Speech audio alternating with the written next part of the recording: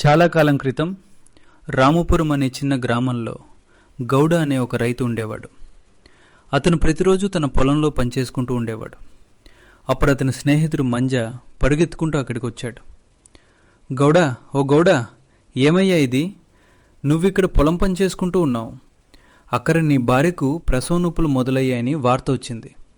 అదృష్టవశాత్తు నా భార్య ఏదో పని మీద మీ ఇంటి వైపు వెళ్ళిందట.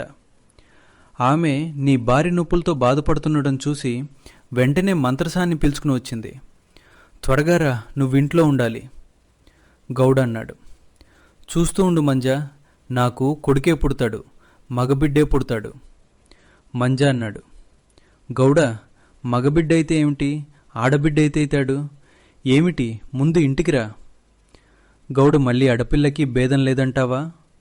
నాకు వంశాన్ని కొనసాగించే కొడుకే కావాలి, అర్థమైందా? రా, పోదోదాం. అలా చెప్పి గౌడ ఇంటివైపు పరిగెత్తాడు.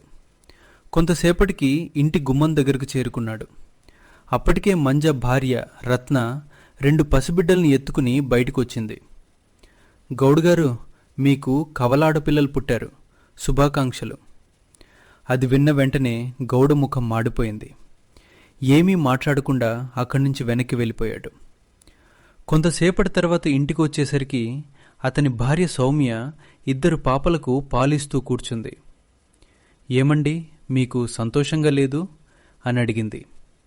గౌడు కోపంగా అన్నాడు. సంతోషంగా లేదంటే ఏమిటో నీకు తెలీదా? నా కొడుకు కావాలనుకున్నాను, నువ్వు నాకు ఒక మగబిడ్డను కూడా ఇవ్వలేని దానివి. ఇవి 2 కొడుకులుగా పుట్టి ఉంటే ఊరంతా విందు పెట్టేవాడిని, గర్వంగా తిరిగేవాడిని. ఇప్పుడు ఈ ఆడపిల్లలను పెట్టుకుని నేనేం చేయాలి? సౌమ్య ముఖంలో తీవ్ర నిరాశ కనిపించి అయినా కొద్దిసేపటికి తేరుకుని నవ్వుతూ మాట్లాడేందుకు ప్రయత్నించింది. చూడండి, నేను పిల్లలకు పేర్లు కూడా పెట్టేశాను. పెద్దదానికి పుట్టక్క, చిన్నదానికి భాగ్య అని పేరు పెట్టాను. మీకు ఈ పేర్లు నచ్చాయా? గౌడ నిర్లక్ష్యంగా అన్నాడు. చూడు, ఇవి నీ ఆడపిల్లలు. పేర్లు పెట్టినా సరే పెట్టకపోయినా సరే నాకు వీళ్ళతో ఎలాంటి సంబంధం లేదు అని చెప్పి అక్కడి నుంచి వెళ్ళిపోయాడు. సౌమ్య కళ్ళలో నీళ్లు దారపోశాయి. కాలం గడిచింది. సౌమ్య ఒక్కతే తన 2 కూతుళ్లను ప్రేమగా పెంచి పెద్ద చేసింది. కానీ గౌడ మాత్రం ఎప్పుడూ వారి గురించి పట్టించుకోలేదు. 10 సంవత్సరాలు గడిచిపోయాయి.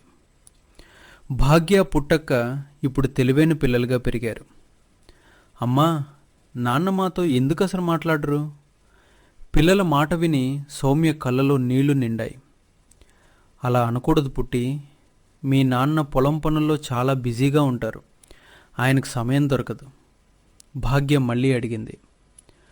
కానీ అమ్మా, ఊర్లో ఉన్న మిగతా రైతులు కూడా బిజీగానే ఉంటారు కదా, అయినా వాళ్ళు తమ పిల్లలు ప్రేమగా చూసుకుంటారు. మా నాన్న మాత్రం మమ్మల్ని ఒక్కసారి కూడా చూసి మాట్లాడరు. సౌమ్య కళ్ళ నుంచి కన్నీళ్లు చెంపలపై జారాయి. నేనైతే మిమ్మల్ని చాలా ప్రేమిస్తాను బంగారమా. మీ నాన్న మాటలను మనసుకు పెట్టుకోకండి.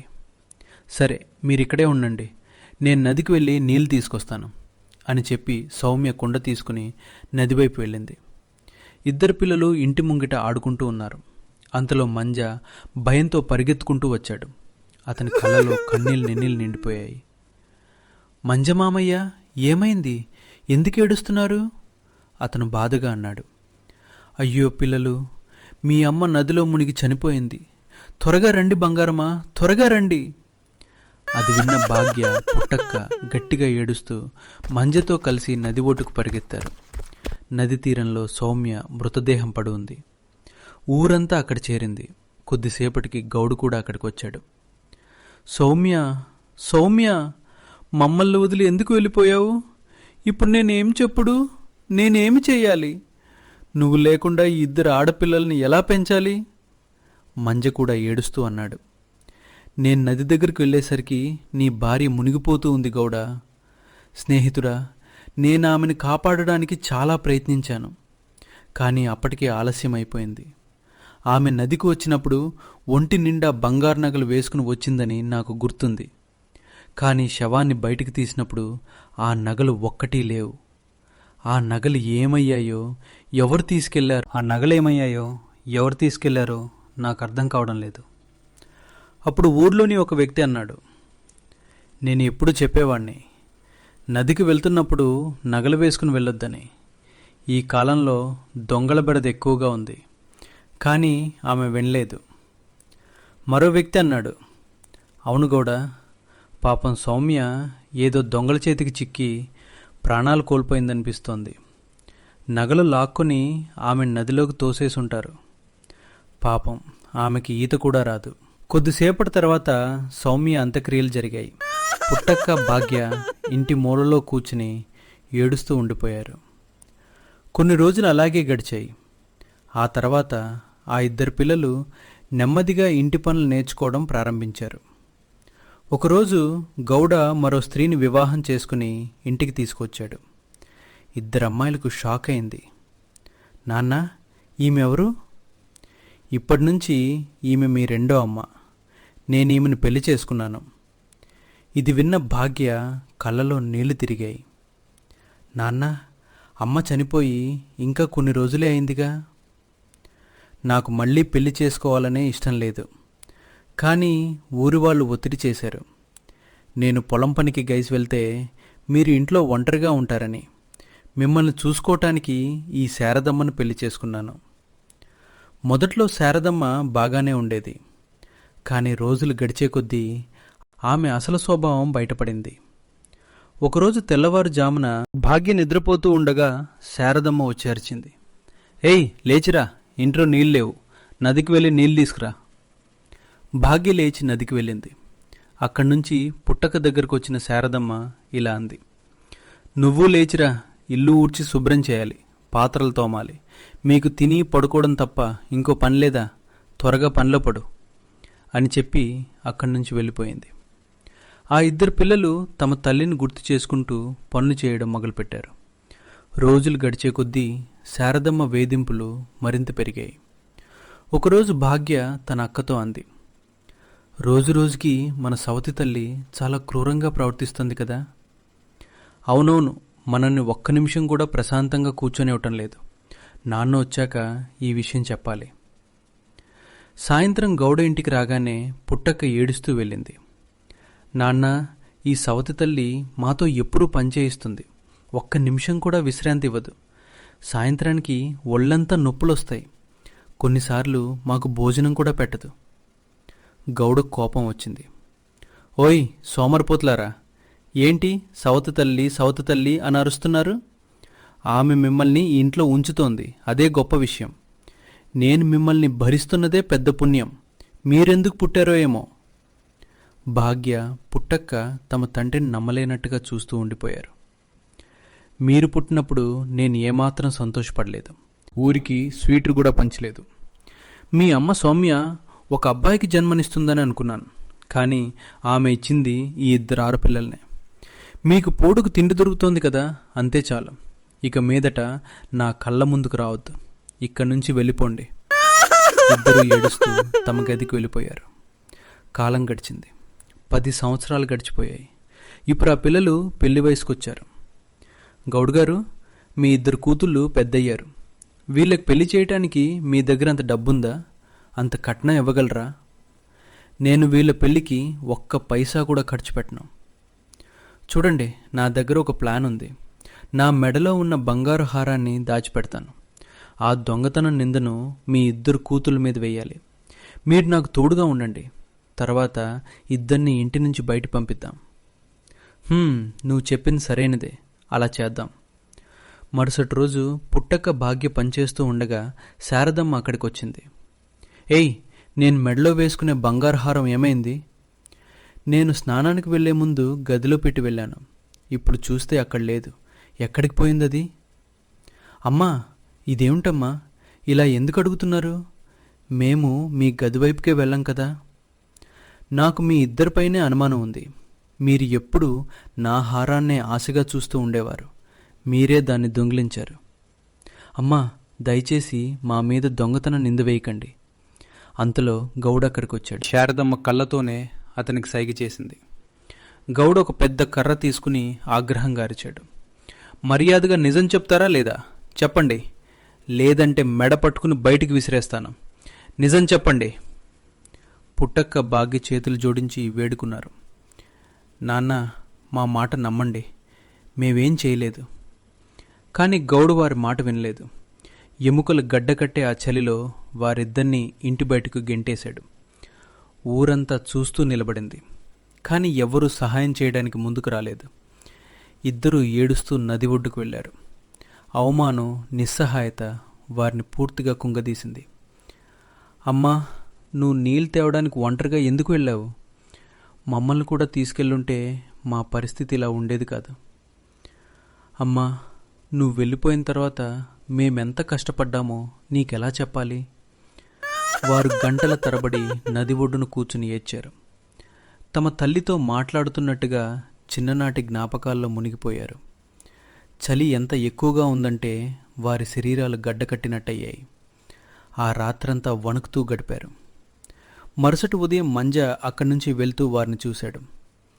అరే పుట్టక్క, భాగ్య, ఈ చలిలో ఇక్కడ ఏం చేస్తున్నారు? జబ్బు పడిపోతారు కదా, ఎందుకు ఇక్కడున్నారు?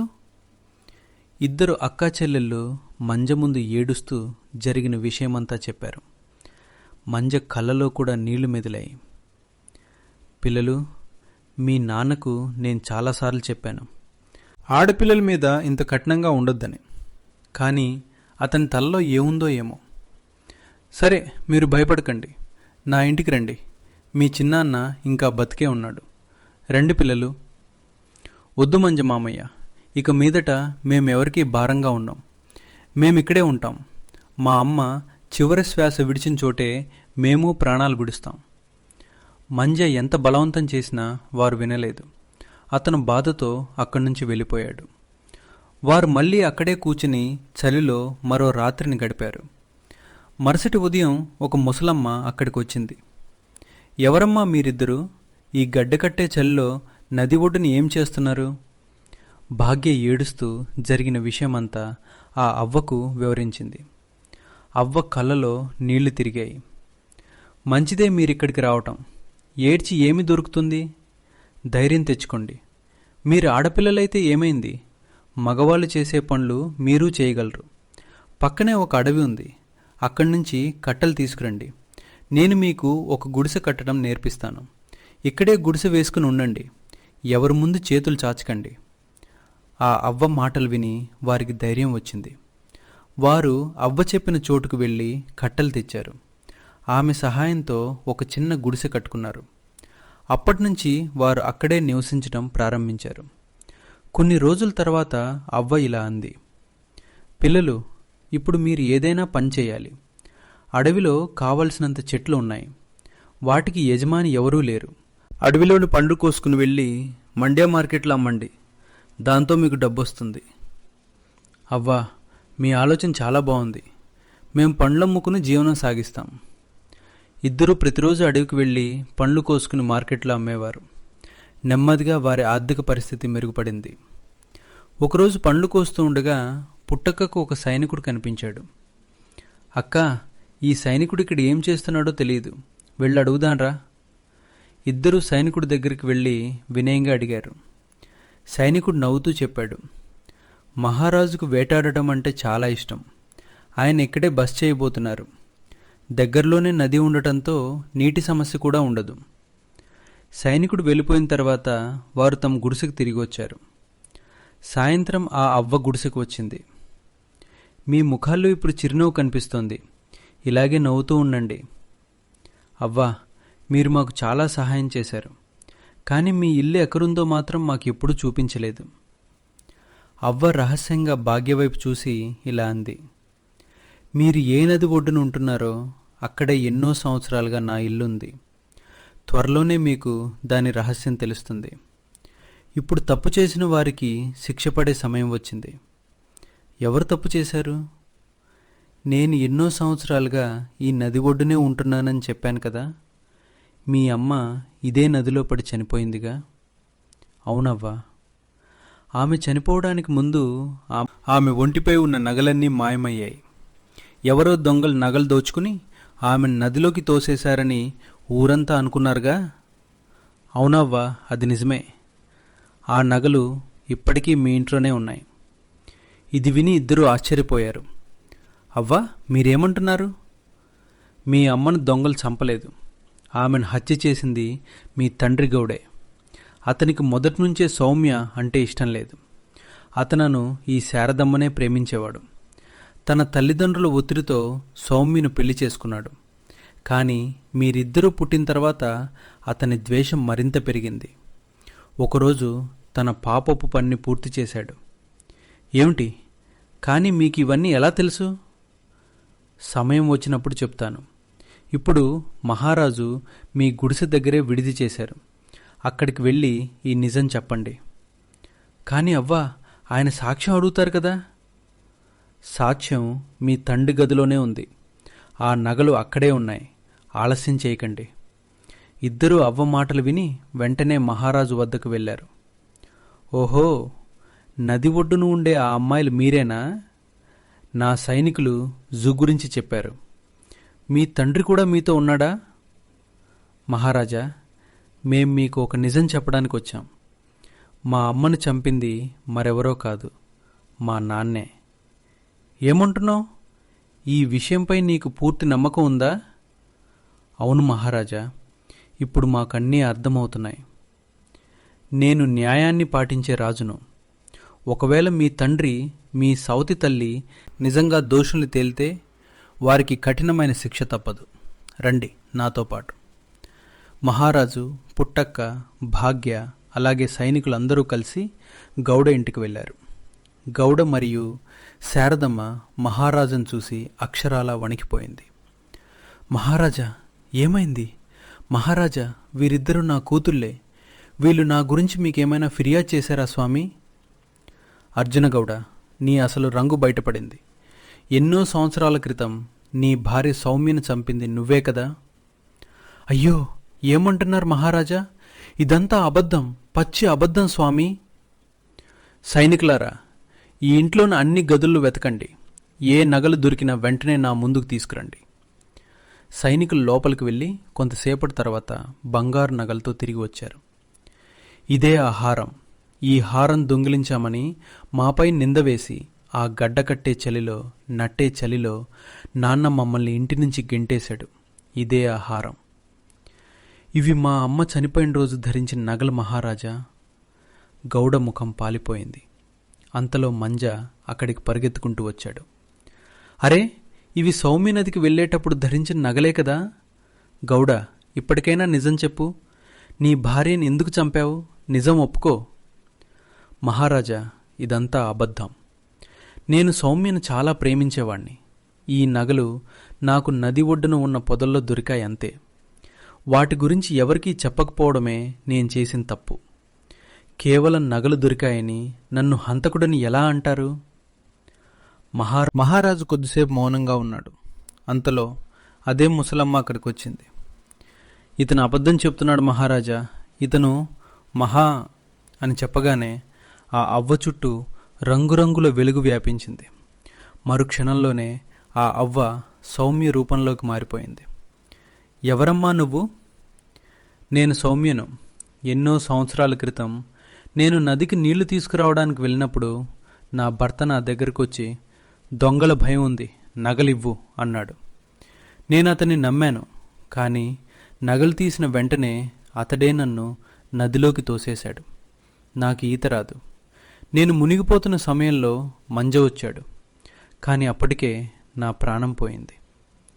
అక్కడ ఉన్నవారంతా విస్తుపోయారు. ఇన్ని సంవత్సరాలు నా ఆత్మ అల్లాడుతూనే ఉంది. నా కూతుళ్ళ కష్టాలు చూడలేక రూపం మార్చుకుని వారి దగ్గరకు వచ్చాను. వారికి ధైర్యం ఇచ్చాను, అండగా నిలిచాను. ఈరోజు ఇతని పాపం బయటపడిన తర్వాతే నా ఆత్మకు శాంతి లభిస్తుంది. అర్జునగౌడ, నువ్వు నీ భార్యనే హత్య చేశావు. ఇప్పుడు నువ్వు, నీ రెండో భార్య శారదమ్మ జీవితాంతం జైల్లోనే కుళ్ళిపోవాలి. సైనికులారా, వీరిని అరెస్ట్ చేయండి. సైనికులు గౌడను, శారదమ్మను ఈడ్చుకుంటూ తీసుకెళ్లారు. పిల్లలు, ఇప్పుడు నేను విముక్తి పొందే సమయం వచ్చింది. అమ్మా!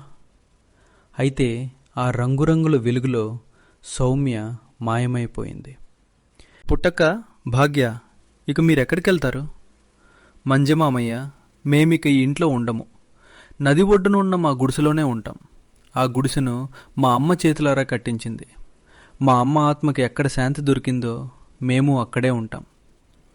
అవును మామయ్య, అదే మా ఇల్లు. ఈ ఇల్లు మా నాన్న చేసిన పాపాలను గుర్తు చేస్తుంది. ఒకప్పుడు దుఃఖానికి సాక్షిగా నిలిచిన నది ఒడ్డున ఉన్న ఆ గుడిసె ఇప్పుడు ప్రశాంతతకు నిలయంగా మారింది. ఎక్కడ కన్నీళ్లు ప్రవహించాయో అక్కడిప్పుడు నమ్మకం ప్రవహిస్తుంది. సత్యం బయటికి రావడానికి ఆలస్యం కావచ్చు, కానీ సత్యం బయటపడినప్పుడు దానికి నది కూడా సాక్ష్యంగా నిలుస్తుంది.